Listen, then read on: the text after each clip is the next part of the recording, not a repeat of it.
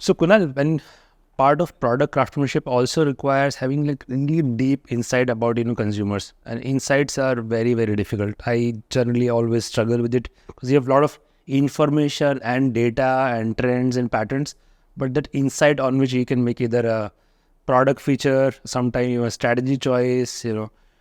I know you have. I think you think a lot about this. You have your own process. What do you do to come up with good insights, and when do you know you really have a good insight?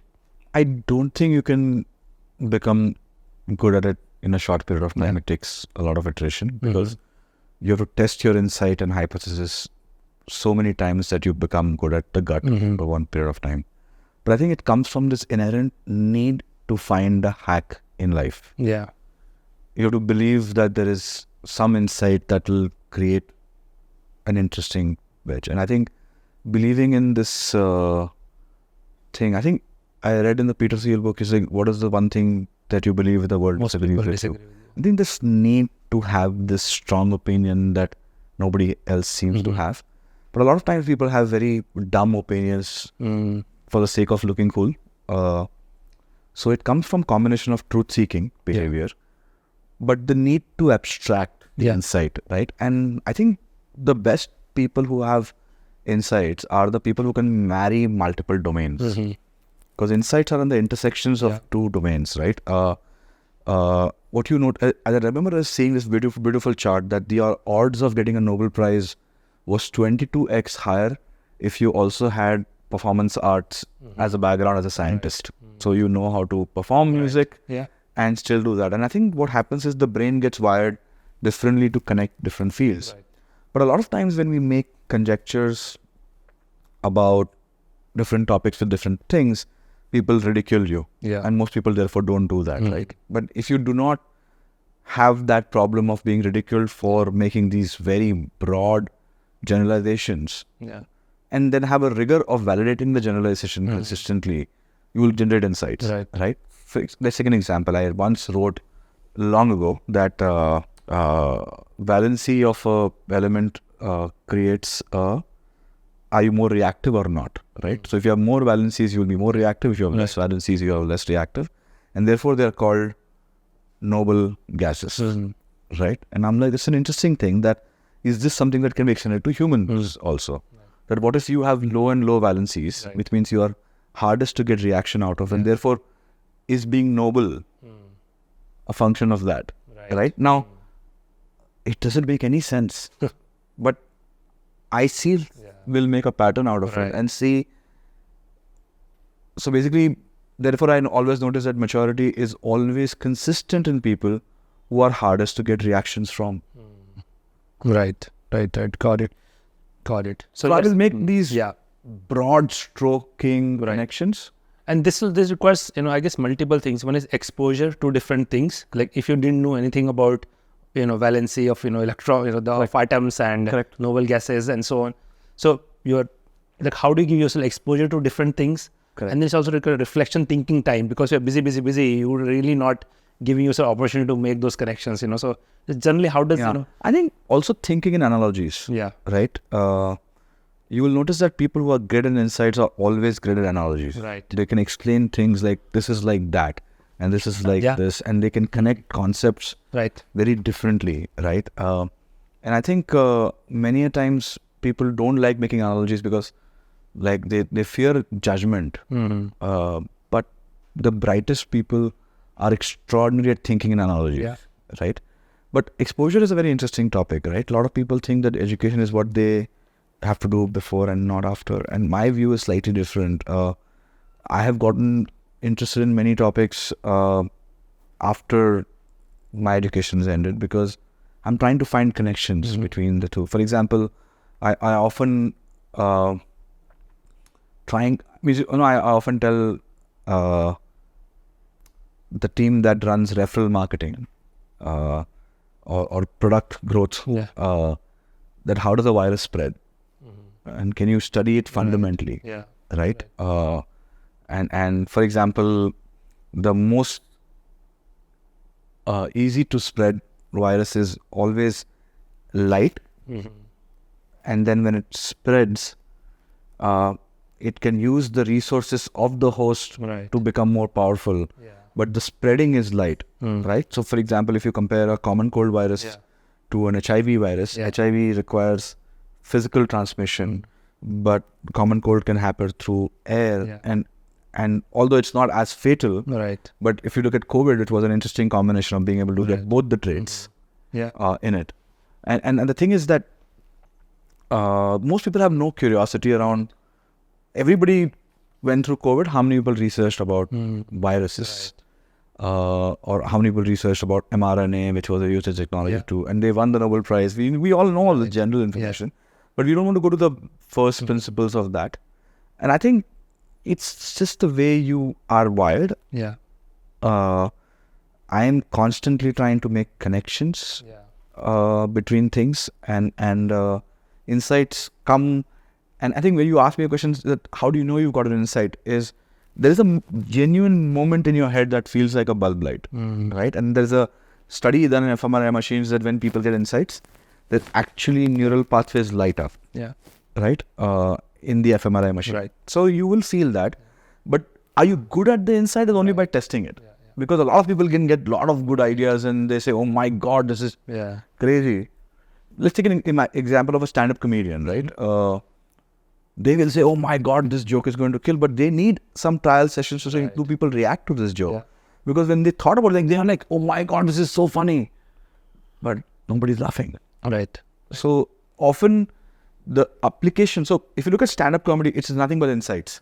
And therefore, I love observing stand-up comedy because they are insight seekers. Because something is only funny if there's a hidden insight in plain sight. Right. That's right. Absolutely. Yeah. And that's why it's a joke. Right. Yeah. And somebody says it like, my God, he's so right. Like, and we feel that. And therefore, that craft of extraordinary observation. Right. Like I recently went for the Trevor Noah show in Bombay, and he was observing about Bangalore, this, that, and like this minute observations, right? And what you'll notice is that people have this need for observing for the sake of observing, right? And finding patterns that, for example, once I was trying to see one unusual trait I saw is that people who are able to take risk in judgment, right? As an input metric is ability to take risk. And I said, let me test if some people who I think are good judgment cheated in their exams in some way. Right. And not that they were not academically great, but they still cheat. And I saw that there was a pattern, but many of them just did it for the sake of doing it. Right.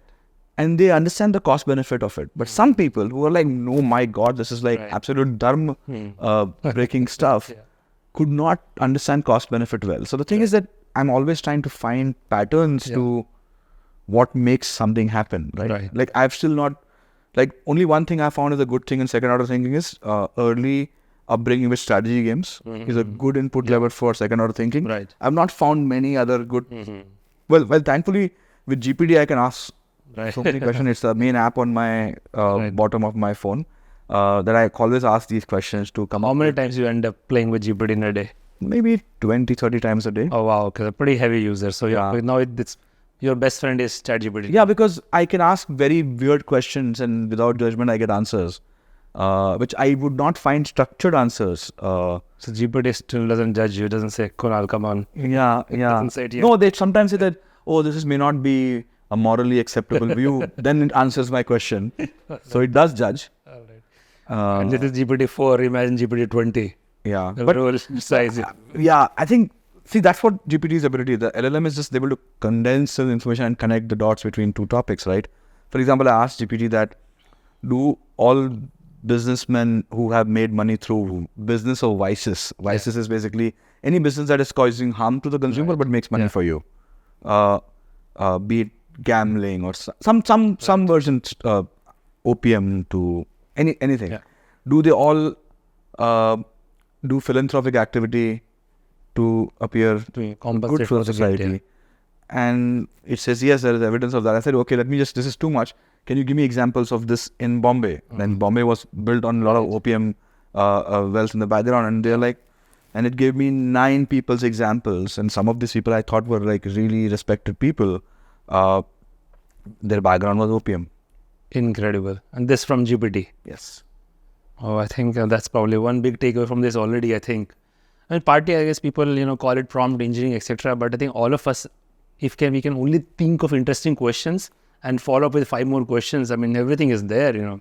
I think if I could get access to really good people's questions to GPT, if there was a public available information, because GPT's problem is great questions coming to it, Right. Because they can connect different insights. So, for example, you can ask a question about, can you apply this thing of evolutionary biology principle on something else? And most times, for example, there's a guy who's written a book called as What I Learned About Investing from Darwin. Pulak Prasad is the name of the person, who's a very successful public market investor. Surprisingly, he's also into evolutionary biology. I am, but I have used that framework to build Delta 4 framework, which was a startup prediction success. He's used that for growth companies. Right. So it's an interesting dimension to discuss with him. And he talked about dishonest signaling as a mechanism that mammals use. So, for example, a female in a mammal gets attracted to a male basis their ability to demonstrate size or voice. Like there is something that are signals in each mammal to know, and it's called, and some like frogs, which is amphibian, but like they just have this unique way to identify this one is a better of the species to have progeny with. Right. Now the thing is that dishonest signaling is that you can fake that trait, and therefore this person talks about that I don't invest and never meet teams to invest, and they are probably the largest public market investor now, because it's storytelling is dishonest signaling, but consistent performance for 10 years cannot come by storytelling. So he's like, I'm very happy to just look at performance for the last 10 years versus trying to look at the signaling value coming from dishonest signaling. So when you study the principles and apply it to broad fields, that what does a mammal do for dishonest signaling and this, like for example, I was trying to study a behavior that why are we not good at sales? And if you notice that any society that is unlikely to have not have a good dating culture, and let's say arranged marriage doesn't teach you good at sales because you don't really know how to sell yourself, and you're not trying to know how to impress. You are relying on your income and your family's LTV to get you married to somebody suitable, but therefore the skills are not built, right? So I think just broadly thinking about these topics and saying why does this exist and why does this happen, and being okay to make conjectures and things. And most people, I have seen that they will not publicly share their thoughts because they are scared of ridicule.